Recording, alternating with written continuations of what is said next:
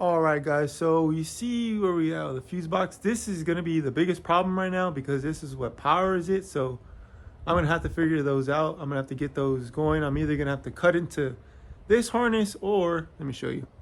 All right, so we're going to be taking the whole O4 harness, get it out of our way. We don't need it. We're going to take that off because, and we're also going to remove this. Let me show you why. All right, so you see right here, this is a drive-by cable intake and throttle body. We're gonna take this, pull this off, put this on. We'll have a drive-by cable. I think I just gotta switch the cable. I'm not sure if the V6 and V8 are the same.